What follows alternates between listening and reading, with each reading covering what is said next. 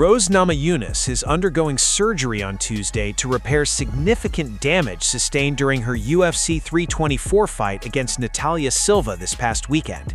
The former strawweight champion revealed that the close decision loss, which many observers scored in her favor, was compounded by multiple eye pokes during the contest that ultimately necessitated a surgical procedure. "I'm headed into surgery," Namayunas shared via Instagram on Tuesday. "Canalicular tube surgery. I got poked in the eye a few times in the fight, but my tube is torn, so it's going to be repaired right now.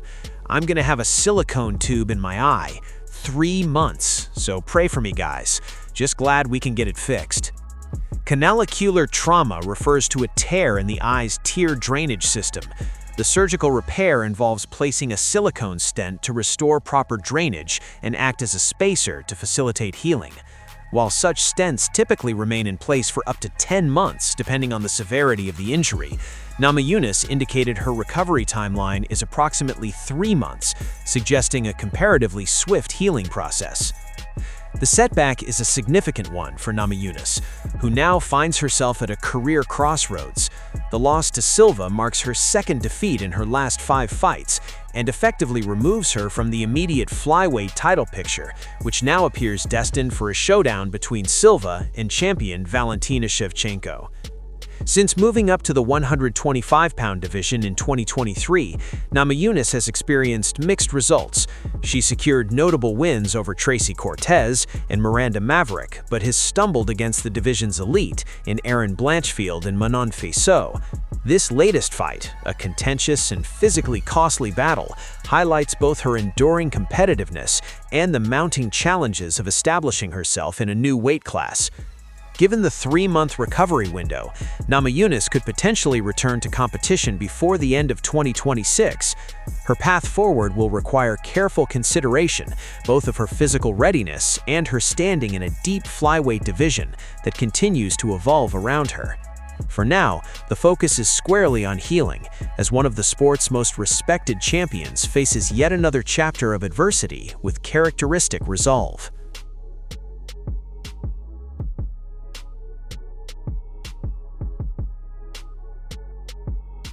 Riding high from the biggest win of his career, UFC heavyweight contender WAldo Cortes-Acosta is already eyeing his next challenge, and he's made his target crystal clear: perennial top 5 contender Curtis Blaydes.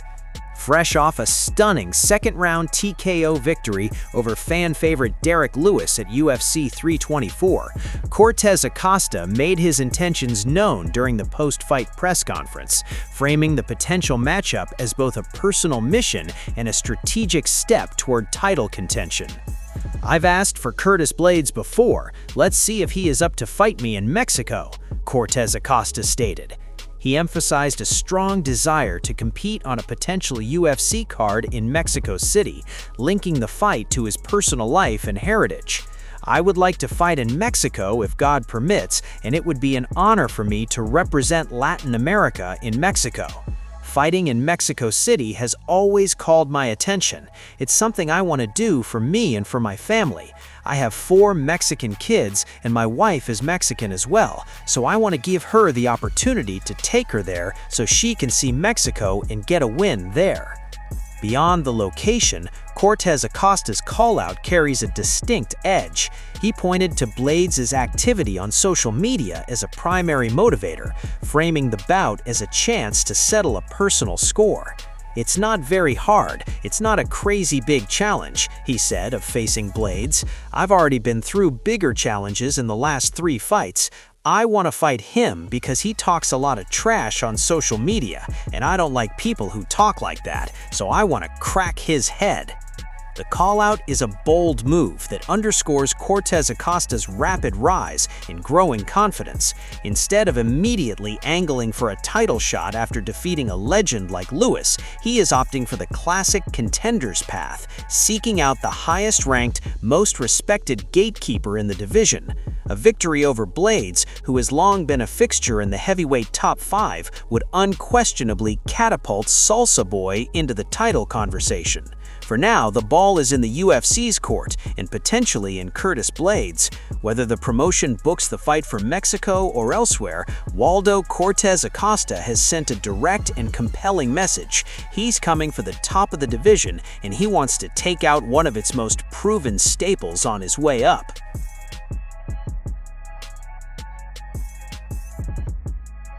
Diego Lopez understands the optics, but he isn't buying the premise that his title shot is somehow illegitimate.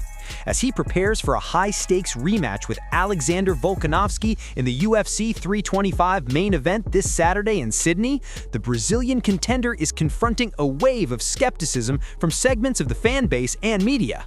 Many have questioned why Lopez, who lost to Volkanovski just under a year ago, has leapfrogged other contenders like the undefeated Movsar Evloev or the surging Lerone Murphy for an immediate second chance at the featherweight crown. In a candid discussion ahead of the fight, Lopez addressed the criticism head-on, framing it not as a unique reaction to his specific situation, but as an inevitable feature of the fight game's contentious matchmaking landscape. His perspective is one of clear-eyed realism, shaped by the understanding that in a sport driven by passionate debate, there is no such thing as a universally approved title challenger. "No one is going to say no to a title fight, right?" Lopez began, acknowledging the fundamental truth for any fighter in his position. "People are going to criticize any decision that UFC makes. It doesn't matter what they choose. If the UFC gave the fight to Movsar Evloev, some people would criticize it, saying, 'Oh, but the guy hasn't fought in a year.' If they gave it to Lerone Murphy, another group would criticize it too, saying, 'How are you going to give a title shot to a guy who just beat someone who wasn't even in the UFC?' They gave me the fight, and people are criticizing it. People are never going to be happy with anything, you know? There's always going to be someone trying to criticize." Lopez's argument touches on the perennial challenges of matchmaking in a stacked division. Evloev, despite his pristine record, has been inactive, which always invites questions about ring rust and merit. Murphy, while on a brilliant run, faced a non-UFC opponent in his most recent outing, allowing critics to question the caliber of his resume. Lopez's own path, a competitive loss to Volkanovski followed by a dominant second-round TKO victory last September, represents a different kind of logic, the logic of an immediate rematch for a fighter who showed he could hang with the champion and then emphatically re-established his place in the line. For Lopez, the chatter is simply background noise. The undeniable fact is that he has been presented with the most significant opportunity of his career, a chance to avenge his sole UFC defeat on the sport's biggest stage and capture the featherweight title. This rematch also carries major stakes for Volkanovski, marking his first title defense since dramatically reclaiming the belt and beginning his second reign. As fight night approaches, Diego Lopez is channeling a fighter's pragmatism. The debate over whether he deserves the shot is, in his view, a circular and ultimately fruitless one. His entire focus is on the task itself, correcting the mistakes of his first meeting with Volkanovski, defying the critics with his performance, and leaving Sydney not as a questioned challenger, but as the undisputed UFC featherweight champion.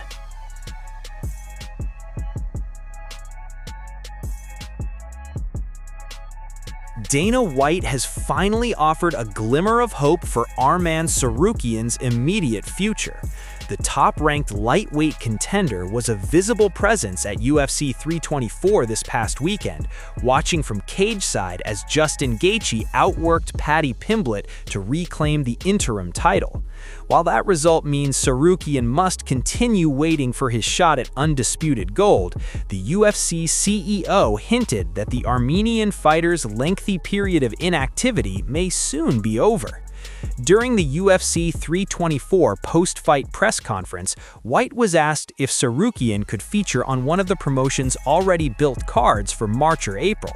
After a brief pause, White replied, "Off the top of my head, I don't know. Probably." Though non-committal, the comment represents the first public acknowledgement in months that Tsarukyan is in the promotion's short-term plans. Tsarukyan last fought in November, securing an impressive second-round submission over Dan Hooker at UFC Qatar. Despite his #1 contender status and a 5-fight winning streak, he was passed over for the interim title fight at UFC 324, a decision that fueled his public frustration. The bigger question now is where Tsarukyan fits into the historic UFC event scheduled for the White House on June 14th. White has stated that matchmaking for that card will accelerate immediately, with the goal of finalizing the lineup by mid-February. While the event is expected to be stacked with championship fights, there remains a compelling spot for Tsarukyan. One intriguing possibility is a high-profile grudge match against Paddy Pimblett. Following Pimblett's loss to Gaethje, a bout with Tsarukyan would offer the baddie a chance to rebound against a top-tier opponent, while giving Tsarukyan a mainstream platform and a clear path to remain active. The two have traded barbs publicly, adding a ready-made storyline to the matchup.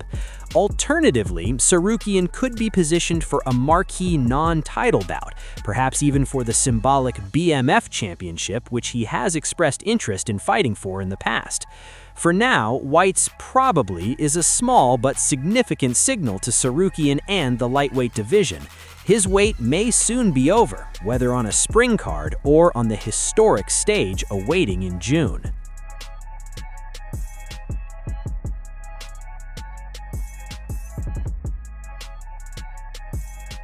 Former UFC champion Michael Bisping believes a few key tactical adjustments could have made a significant difference for Paddy Pimblett in his UFC 324 interim title fight against Justin Gaethje. While the baddie showcased tremendous heart and durability in the 5-round war, ultimately dropping a unanimous decision to the highlight, Bisping pointed to specific defensive flaws that may have cost him on the scorecards. In an analysis for TNT Sports, Bisping praised Pimblett's performance, but suggested that tightening up his defense could have altered the outcome. But if I'm talking about the fight strategically, I mean, listen, Paddy was great with the heart and everything, and he rocked him, and the uppercuts were beautiful, and he caught him with some shots later on in the rounds as Justin was coming forward, Bisping said. He then pinpointed the area where Pimblett was most vulnerable. But I wish he put his chin down a little bit and brought his hands up a little bit. And I know that's his style and he gets away with it. And my word is he got a chin. And I'm impressed, so I'm not talking trash. But it's like there could have just been a few better defensive things and maybe we'd have had a different result here. Pimblett's upright hands-low style has long been a trademark, one that has worked for him throughout a 9-fight winning streak that dated back to 2018.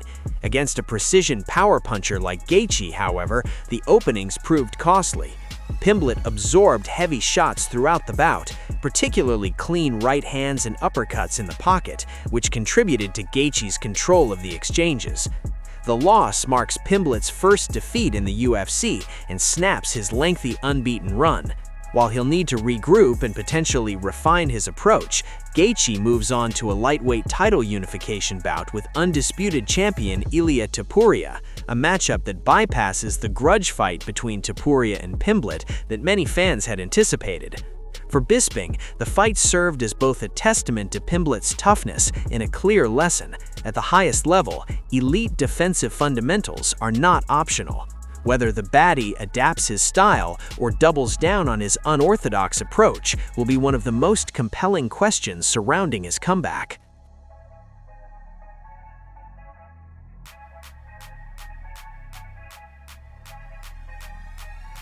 Amidst preparations for a career-defining title unification bout later this year, UFC lightweight champion Ilia Topuria has put his lavish Madrid estate on the market, listing the property for approximately $3.5 million. The move signals a significant transition for the undefeated champion as he navigates the pinnacle of his fighting career and the demands of global stardom.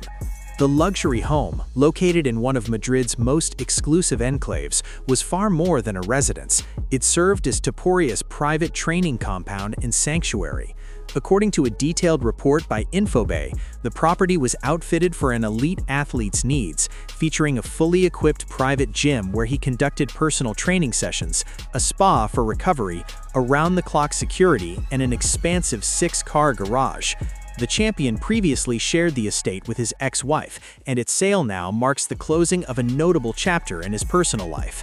Topuria's decision to sell arrives during a crucial period in his reign. Having successfully defended his title at UFC 322 last November, he is now expected to face interim champion Justin Gaethje in a high-stakes unification bout that is one of the most anticipated matchups of 2026. The showdown could potentially headline the historic UFC event at the White House in June, catapulting the champion's profile to unprecedented heights. For Topuria, who was born in Germany and proudly represents both Georgia and Spain, this geographic shift may reflect a strategic evolution. As his brand expands internationally and his training needs become more specialized in the lead-up to a mega fight with Gaethje, the champion may be consolidating his base of operations or seeking a setup that better aligns with his team and future commitments. It underscores the dynamic, peripatetic nature of life at the summit of the UFC, where career trajectory often reshapes personal geography. The sale of this symbolic Madrid fortress closes one door on Ilia Topuria's journey, even as another swings wide open. Ahead lies the path to a legacy-defining fight and the continued growth of his status as one of the sport's most marketable global stars, ready to face the next challenge from a new headquarters.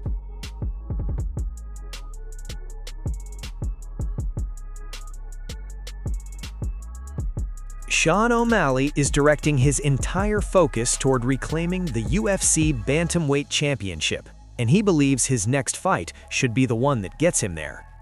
Following his hard-fought return to the win column against Song Yadong at UFC 324, Sugar laid out a clear and financially motivated roadmap during an appearance on the Ariel Helwani show, naming reigning champion Petr Yan as his desired opponent, but acknowledging the division's political landscape.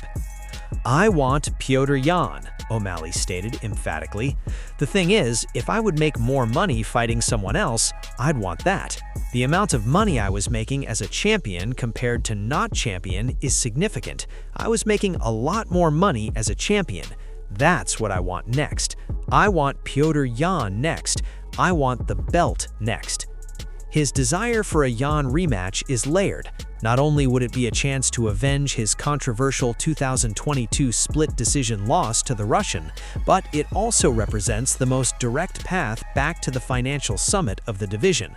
It makes it that much sweeter that it's a rematch. It was a close fight before. Petr for the rematch is what I want. O'Malley, however, is a realist. He understands that former champion Merab Dvalishvili, the man who took his title and then defeated him again in a rematch, has a strong claim to an immediate trilogy bout with Yan. If the UFC goes in that direction, O'Malley is prepared to play the long game. "If they go Merab versus Petr, I wait," he explained. "If Merab wins, then we figure out what's next. If Petr wins, that is what next." This strategic patience is underpinned by an imminent business move. O'Malley revealed he has just 2 fights remaining on his current UFC contract and intends to enter negotiations before stepping into the octagon again, especially if a title shot is on the table. "I feel like I will probably renegotiate before my next fight. I'm hoping it's more money." He directly linked his in-cage performance to his earning potential. With a professional record now standing at 19-3-1, Sean O'Malley has successfully rebuilt his momentum. His immediate future hinges on the UFC's decision regarding the bantamweight throne, but his own plan is unambiguous: secure a title shot, defeat Petr Yan to regain the belt, and in the process, negotiate a new contract that reflects his status as one of the premier stars and draws for the promotion. For Sugar, the championship isn't just about gold, it's the key to the vault.